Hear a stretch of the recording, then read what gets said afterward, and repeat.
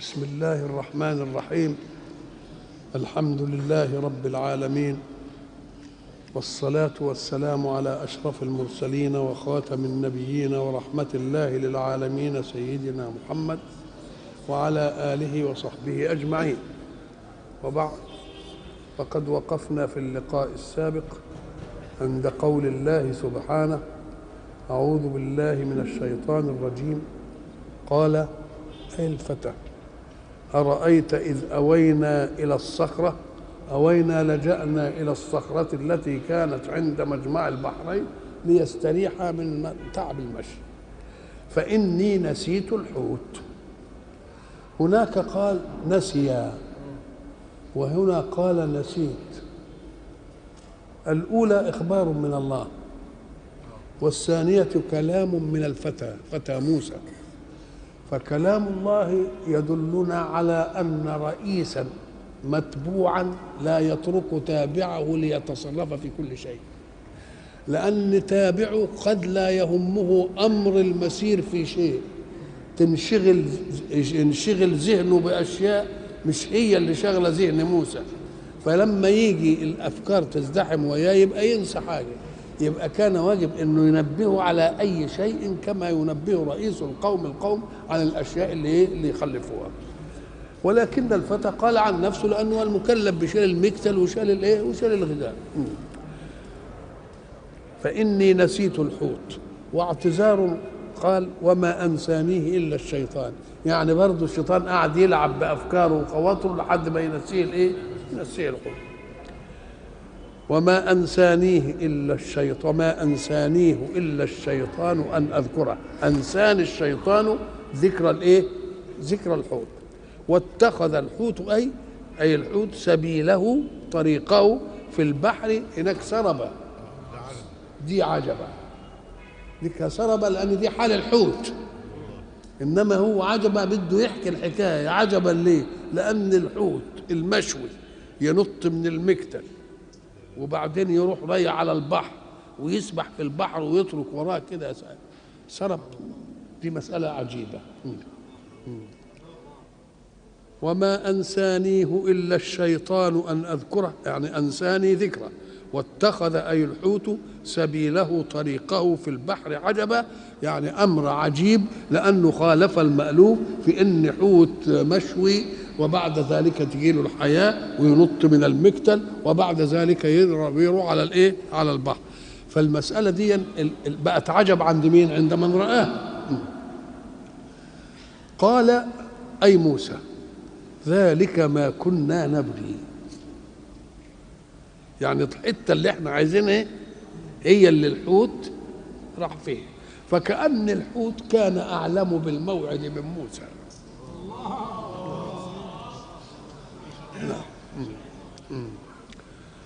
وما أنسانيه إلا الشيطان أن أذكره واتخذ سبيله في البحر عجبا، يعني أمر عجيب.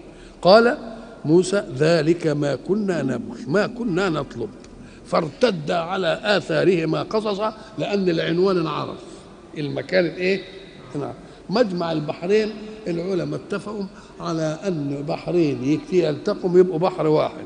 ودي الصورة دي ما توجدش إلا في مسرح بني إسرائيل. المسرح بتاع بني إسرائيل كله في سيناء، وجنوب سيناء تجد خليج العقبة وخليج السويس، دول بحر وده بحر، وملتقين عند القمة، عند اللي بيسموها بتاعة الذهب ولا حاجة، راس محمد. عند راس محمد يجتمعوا كده، يبقى ذلك اجتماع. قال ذلك ما كنا نبغي أي نطلب. فارتد رجعهم على آثارهما قصصا. إيه يعني على آثارهما قصصا؟ قال لك احنا نمشي على الأثر بدقة. نقص في حاجة اسمها قص الأثر. قص الأثر إنهم لما يحبوا واحد يعرفوا مثلا سرق حاجة وبعدين يعرفوا إن هو راح فين، يقوموا يشوفوا الرجل ماشية فين، يتنهم متتبعين أثر الرجل لحد ما يعرفوه. فقصصا يعني بدقة، الرجل مطرح الرجل. نعم. فارتد على آثارهما قصصا أي إلى المكان الذي تسرب فيه في الحوت، اللي هو مجمع البحرين، اللي هو الميعاد اللي ربنا قاله عليه. فوجد وجد عبدا. احنا قلنا بقى كلمة عبد دي لما ربنا اللي يقولها عبد لمين؟ عبد لله. وما دام عبد الله يبقى ده الشرف الكبير، لأن رسول الله لم يأخذ حظوة الإسراء والمعراج إلا لأن الله قال فيه إيه؟ أسرى بعبده. وإحنا قلنا كلمة العبودية لله عز، وكلمة العبودية للبشر هي الذل. الناس تكره العبودية، تقول له العبودية للبشر، إنما لله تبقى عز. ليه؟ قال لك لأن عبوديتك للبشر تأخذ خير العبد للسيد، ولكن عبوديتك لله تأخذ خير سيدك لك. يبقى دي عبودية ايه دي؟ فوجد عبدا من عبادنا آتيناه، مسألة من عندنا، رحمة من عندنا. العلماء لما جم عند رحمة من عندنا قال لك الرحمة في القرآن وردت بمعنى النبوة، معنى النبوة، لأن ربنا قال إيه؟ وقالوا لولا نزل هذا القرآن على رجل من القريتين عظيم. فكان رد الله عليهم أهم يقسمون رحمة ربك؟ تبقى الرحمة معناها هنا إيه؟ النبوة. طيب قال فوجد عبدا من عبادنا آتيناه رحمة من عندنا. الله، وهو قال لك مطلق الرحمة تأتي بس على يد جبريل وعلى يد الرسل وعلى يد مش عارف ايه، انما دي الرحمة من عنده هو يعني مباشرة، زي ما يقولوا عندنا ايه؟ دايركت، يعني على طول منه لله كده مباشرة. قال ذلك ما فوجد عبدا من عبادنا آتيناه رحمة من عندنا. شوف كلمة آتيناه، هو اللي آتى، ورحمة وقال برضه من عندنا. تاني العندية يعني الاتيان ايه والعندية. آتيناه رحمة من عندنا وعلمناه من لدنا، يعني مش بواسطة الرسل، من لدنا ايه؟ علم. الله، كأنه لا حرج على الله في انه يختار عبد من عباده ويديله حاجة كده من وراء النبوة. أم قال لك بس خد بالك ان العبد حين يكون صالحا ويأخذ من الله فيوضات بيأخذها عن طريق اللي قالوا له النبي، لكن المأخوذ هناك مش هو المأخوذ من الرسول. المأخوذ من الرسول الحكم الظاهري الذي على مخالفة التكاليف وعلى التكاليف، إنما الحاجة بقى التانية دي علم تاني وراء الظاهر ده. مش الرسل بيعملوا ايه؟ بيجيبوا جهات الأحكام ويقول لك ربنا عايز منك تعمل كذا وتعمل كذا وتعمل كذا وتعمل كذا وتعمل كذا. الرسل يقولوا اوعى دم الناس تقتله، اوعى حاجة الغير تتلفه، الراجل ده هيتلف السفينة ويقتل الولد. الله، تبقى مش هي بتاعت الرسل. الرسل جايبين الأحكام الايه؟ أحكام الظاهرية. في أحكام تانية لها علل باطنة فوق العلل الظاهرة، هي دي اللي بقى بياخدها الايه؟ آتيناه من لدنا علما ومش عارف ايه وبتاع. ولذلك لما قالوا نبوة، طيب اختلفوا بقى العلماء، وهل الخضر ده كما قال النبي ان اسمه الخضر هل هو موجود الآن ولا مات ولا فيه خضر كل؟ قال لك لكل زمان خضر، في كل زمان ربنا يدي واحد شوية فيوضات كده من عنده، بس مش هي بتاعت الرسول. ولذلك هيقول له انت لن تستطيع معي صبرا وكيف تصبر على ما لم تحط به خبرة. مش عندك انت الكلام ده، انا من كيس وانت من كيس، فيه كيس تاني، كيس الرسل وكيس الولاية، دي موضوع تاني. لكن ما يتعارضوش، انما التعارض مع ايه؟ مع ان فيه احكام لها علل باطنية ولها حكم ظاهري، فالرسول للحكم الظاهري يقول اعمل كذا، حافظ على ملك الغير، ده خرق السفينة. لو أن موسى علم العلة في خرق السفينة لبادر هو إلى خرقها. فوجد عبدا من عبادنا آتيناه رحمة من عندنا وعلمناه من لدنا، اللي بيسموه العلم الايه؟ اللدني. قال له موسى هل أتبعك على أن تعلمني مما علمت رشدا؟ ده أمر من الله أن يذهب إليه ويتبعه، ومع ذلك الأمر من الله كان أدب التلقي من موسى. خلاص كان يقول له أنا هتبعك لأن ربنا قال لي اتبعك، الادب قال له هل اتبع، الا تسمح لي يعني ان انا اتبعك؟ هذا الادب بتاع المتعلم من مين؟ من المعلم. قال له موسى هل اتبعك على ان تعلمني مما علمت رشدا؟ الرشد هو حسن التصرف في الاشياء وسداد المسلك في علة ما انت بصدده. واحنا قلنا ان الرشد ده في الغالب له سن، السن بتاعه سن الايه؟ البلوغ. لكن مش البلوغ بس يديه الرشد، قد يكون ابلغ انما ما عندوش رشد، فيه سفه. ولذلك الحق يجي في الايه يقول ايه هناك؟ الحق سبحانه وتعالى وابتلوا اليتامى. ابتلوهم يعني اختبروه، وما دام هو يتيم يبقى لما كلفه بعمل لاصلاح حاله يودي له شويه مال من فلوسه ويقول له اتصرف كده قدامي بعيني على عيني كده اشوفك هتنفع ولا لا، وهو يتيم لسه. وابتلوا اختبروا اليتامى، ما تعزلوش لحد ما يبلغ سن الرشد وبعدين يجي يزاول العمل بتاعه، يبقى التجربه في ماله. نقول له لا، خلي التجربه وياك، خلي التجربه وانت لك ولايه عليه. وابتلوا اليتامى حتى اذا بلغوا النكاح. خلاص ادي لهم، لا، بلغوا النكاح، ده البلوغ اللي هو السني. حتى اذا بلغوا النكاح فان انستم منهم رشدا، حسن تصرف، فادفعوا اليهم اموالهم. شوف الترتيب بقى. يبقى نعمل ايه؟ الوصي على اليتيم يعمل ايه؟ لا يترك اليتيم حتى يبلغ سن الرشد وبعدين يديله ماله، فيقعد يتخبط في تخبط بدائي من غير تجربه. نقول له لا، ابتليه وهو يتيم، اختبره وهو يتيم، شوفوا يصلح للتصرف ولا ما يصلحش. فان كان صالح للتصرف يبقى انتظر بقى ايه؟ البلوغ. يبقى البلوغ هو اللي فيصل. لكن اذا لم تأنس انت هذا الرشد منه تعمل ايه؟ ما تديلوش المال لانه لسه. ولا تؤتوا السفهاء اموالكم. طب وهي اموالهم؟ ده اموالهم هم. أم قال لك لا، ما دام سفيه يبقى خرج عن التصرف، يبقى المال مش بتاعه، ده اموالكم. وبعدين لما يبقى كويس ادفعوا اليهم اموالهم.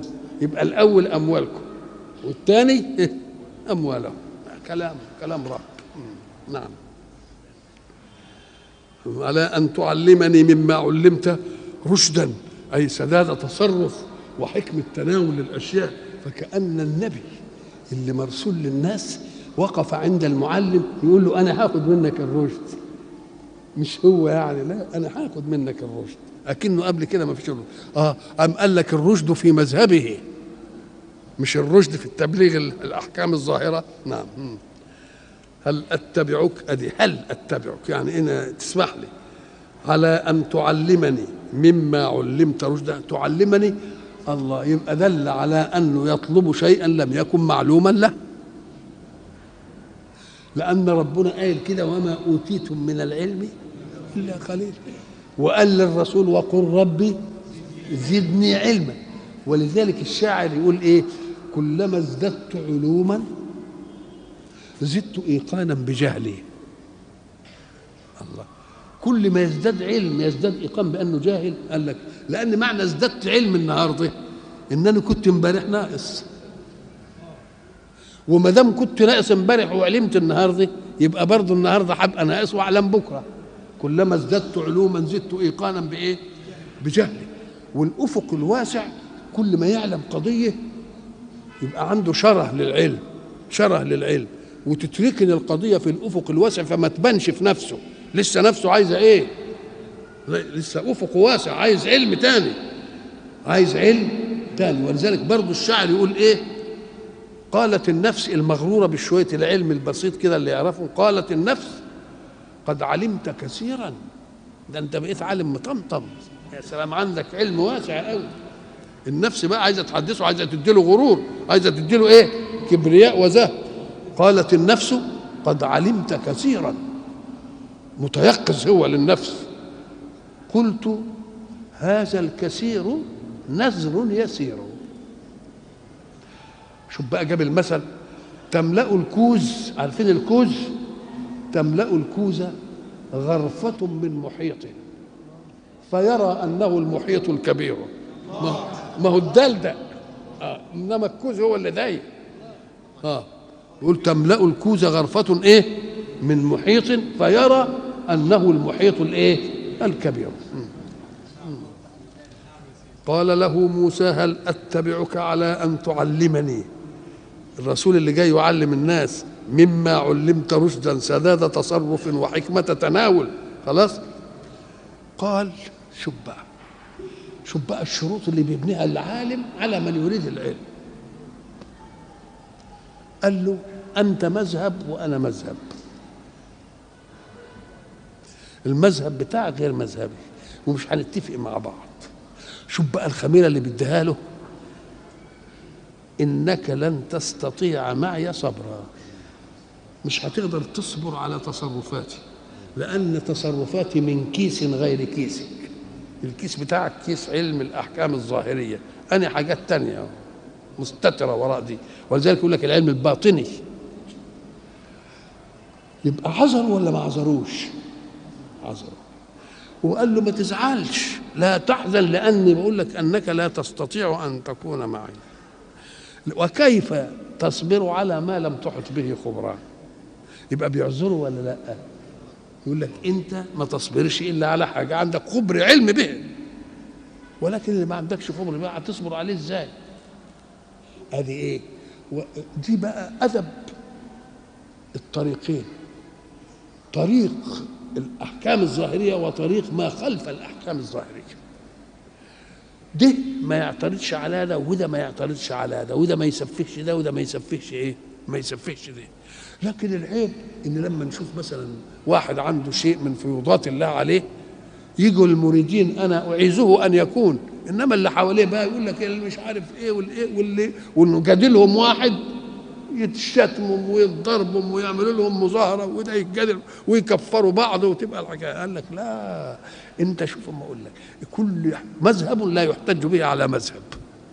شوف الادب اهو، لن تستطيع معي صبر وانا عذرك وكيف تصبر على ما لم تحط به خبرا. اللي عايز يتعلم قال له انا قابل الكلام ده. قال ستجدني ان شاء الله صابرا ولا اعصي لك امرا، يعني اطمن على ان انا مش هجادل ولا هعارض ولا حاجه. وقال برضه قدم المشيئه علشان ان شاء الله عشان يحننه، ستجدني ان شاء الله صابرا اي على ما تفعل مهما كان، خلاص. ولا اعصي لك امرا، اصبح مامورا، المتعلم يصبح ايه؟ مامور. ولا اعصي لك امرا. قال تاكيد تاني فان اتبعتني فلا تسالني عن شيء حتى احدث لك منه ذكرى. انا اللي اقول لك، انما ما تسالنيش تقول لي دي ايه ودي ايه، انا بعدين ابقى اقول لك.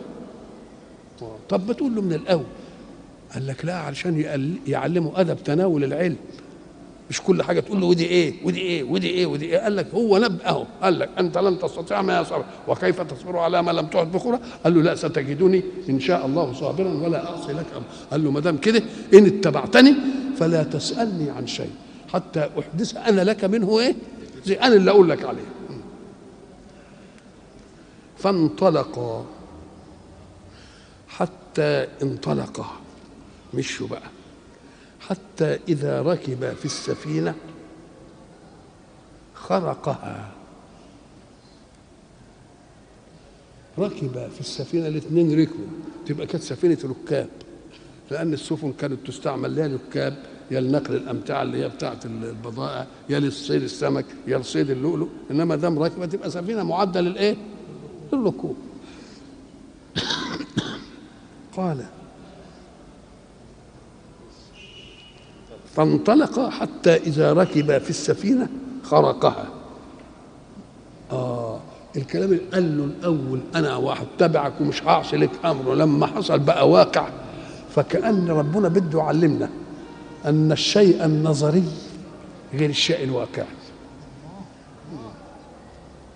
يعني واحد يقول لك كلام يقول له يا سلام وبعدين لما يبقى واقع يتغير الأمر، يتغير الإيه؟ يقول لك أنا رقبت لك كلام، ولما تيجي حاجه ما تعوزش الرقبه تيجي واقع بقى، يعني يقول له راسك حلمك عليا شويه، شيل راسك عليا. يبقى في كلام، في كلام بيتاخد بايه؟ بعبوره الاريحيه الاول، وبعدين لما يجي بقى يبقى واقع يبقى ايه؟ يبقى صعب. موسى قال له هتبعك وعلى ان تعلمني ومش حاصل لك امر ومش عارف ايه.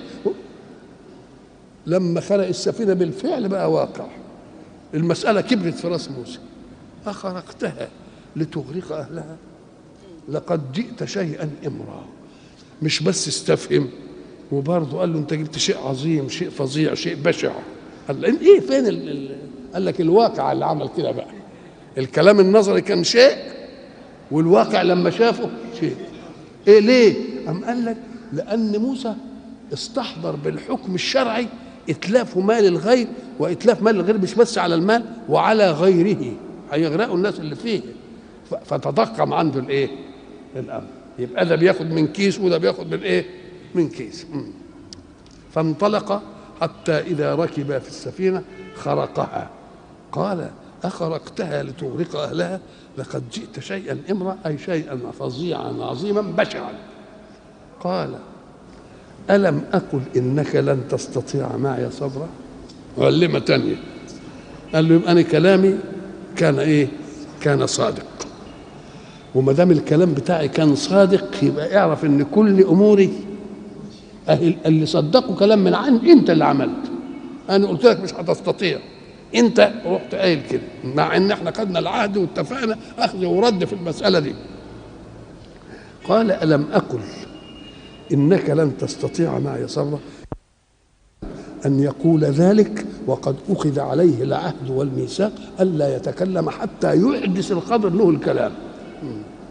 قال لا تؤاخذني، رجع تاني، لا تؤاخذني بما نسيت ولا ترهقني، لا تحملني من امر اتباعك عسرا ومشقه. فانطلق، ساب له دي حتى اذا لقي غلاما فقتله. الاول كان اعتداء على مملوك، الان اعتداء على نفس. بقت الجريمه ايه؟ اصعدت شويه. فانطلق حتى اذا لقي غلاما، الغلام هو اللي ما بلغش سن الايه؟ الرشد. فقتله، اي الخضر قتله. قال اقتلت نفسا زكيه بغير نفس لقد جئت شيئا نكرا. دكا امرأ انا عجيب وفظيع، انما دي ايه؟ ده شيء نكرا، لان الجريمه كبيره. اتيت شيئا ايه؟ نكرا. الرد هيكون هنا مخالف للرد الاول. الاول قال له الم اقل انك لن تستطيع معي صبرا، وبعدين هنا بقى لما قال النكره قال له الم اقل لك، انا قلت لك انت، مش قلت كلام عام، انا قلت لك انت لك. الله، يبقى الكلام مطابق للحال ولا مش مطابق للحال؟ فانطلق حتى اذا لقي غلاما فقتله. قال اقتلت نفسا زكيه، نفس طاهره، نفس صافيه. هيجي بعدين طب ما يكون لها طاهره وصافيه، حب يوديه لربه بالطهر والصفاء دي، ولا يلوثوش بايه؟ بمخالفه التكاليف ولا البتاع الكلام ده. انت جبت العله ايه؟ اقتلت نفسا زكيه بغير نفس لقد جئت شيئا نكرا. قال الم اقل لك انك لن تستطيع معي صبرا. مرتين اتنين.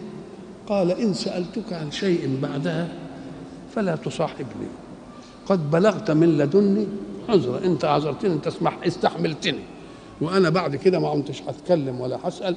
ولذلك قال رسول الله صلى الله عليه وسلم رحمنا الله ورحم اخي موسى، لو صبر لعرفنا كثيرا. لو كان صبر شويه كنا عرفنا حاجات كتير يعني. نعم. قال ان سالتك عن شيء بعدها فلا تصاحبني، قد بلغت من لدني عذرا. انت ما عملتش ايه؟ انا عملت كل حاجه بالنسبه لي. فانطلقا حتى اذا اتيا اهل قريه استطعما اهلها. استطعم يعني طلب الطعام. قالوا وطلب الطعام اصدق سؤال. اللي يسالك فلوس يمكن هو بيدكن الفلوس وبيعينها، انما اللي بيقول لك اديني لقمه كلها دي، ده اصدق سؤال، محدش يتكلم فيه دي. يبقى ايه؟ سالوا ايه؟ اصدق سؤال. استطعما يعني طلبوا الطعام من اهل ايه؟ القريه. ادوا لهم لم يعطوهم، فكان من الاسلوب بقى السطحي يقول ايه؟ فابوا ان يطعموهما. انما هنا قال فابوا ان ايه؟ ان يضيفوهما. هم استطعما طلب طعام، ودول ابوا من الضيافه. ايه يعني ابوا الضيافه؟ قال لك ده مش الطعام، ده ابوا انهم يقووهم حتى عندهم كده، يقعدوهم حتى من غير طعام. يبقى تناهي في اللؤم ولا لا؟ هم استطعموا فابوا ايه؟ ان يضيفوا. شوف بقى، فانطلق حتى اذا اتيا اهل قريه، كان يقول استطعموهم، ما هم اتى اهل ايه؟ اتيا اهل قريه. فايه؟ استطعموهم، استطعماهما، خلاص استطعموهم يعني. ما قالش، قال لك فاستطعما اهلها، يبقى كرر اهلها مرتين. الله، ده كان المقام للضمير، المقام للضمير. أم قال لك لا، هم حين أتيا القرية هل قابلوا كل أهل القرية ولا قابلوا اللي واجهوهم ساعة الدخول؟ بس بعضهم. لكن الاستطعام كان لأهل القرية جميعا، فإنهم لفوا على ده ولا ده، اديني لقمة اديني لقمة اديني لقمة اديني. فالاستطعام كان لمين؟ استطعم أهله. خلاص كده، هم مروا على أهل قرية، استطعم، مش قالش استطعموا اللي شافوهم اللي هم الاهل، استطعموا الاهل كلهم، يعني كانهم راحوا لده وراحوا لده، فكان ايه؟ لؤم وبخل مجمع عليه من اهل القريه ايه؟ جميعا. فابوا ان يضيفوهما فوجدا فيها جدارا يريد ان ينقض. يريد ان ينقض، الاراده اللي احنا نفهمها للمفكر العاقل اللي له اراده اللي زينا. انما ساعه ما تيجي لغير عاقل يقول لك اراد يعني قرب ان ايه؟ قرب انه ينهد كده، يعني في علامه الشروق والبتاع وعايز يعني. ده الناس اللي بيقولوا الكلام السطحي اللي بيرضي الناس اللي عقولها يعني واقفه شويه. انما اللي متسع في ان الذي يتكلم الله، وان كل حاجه في الكون لها حياه تناسبها، ولله ان يخاطبها وترد ويبقى لها كلام ويبقى لها حديث. الله كل الله ازاي؟ أم قال لك ألم يقل الله سبحانه وتعالى في آيات أخرى فما بكت عليهم السماوات والأرض؟ قال كده، يبقى السماء لها بكاء وتزعل لفراق الأحبة. وإلى لقاء آخر إن شاء الله.